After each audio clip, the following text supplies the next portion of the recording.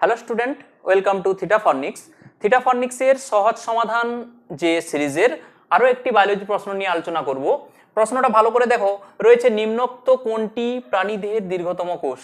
তাহলে বিকল্পগুলো দেখে নিই। বিকল্পগুলো রয়েছে এ অস্টিওসাইট, বি রড কোষ, সি বৃহৎ লিম্ফোসাইট এবং ডি নিউরন।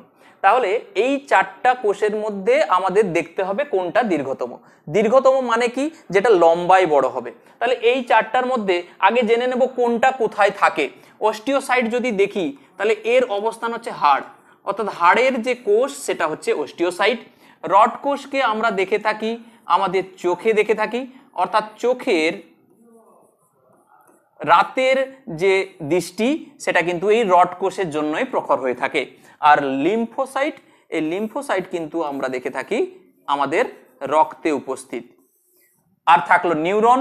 নিউরন আমাদের স্নায়ুতন্ত্রের একটি অবিচ্ছেদ্য অংশ, তাহলে স্নায়ুতন্ত্রে আমরা দেখে থাকি। এদের যদি আমরা দেখি তাদের মধ্যে সব থেকে যেটি বড় সেটি হচ্ছে আমাদের এই নিউরন। কারণ কি না, এই নিউরন আমাদের শরীরের দূরবর্তী পার্ট থেকে, সেখান থেকে গ্রাহক অংশ থেকে উদ্দীপনাকে মস্তিষ্কে প্রেরণ করছে। সেই জন্য এই নিউরনের যদি আমরা দৈর্ঘ্যটা দেখি, কখনো কখনো 1 মিটারেরও বেশি হতে পারে।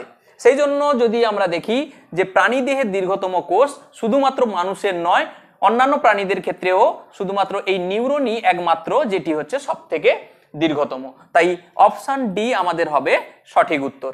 তাহলে আশা করি এটি তোমরা বুঝতে পেরেছো। তাহলে এই ধরনের যদি কোনো সমস্যা থাকে অবশ্যই আমাদের কমেন্টে জানিও।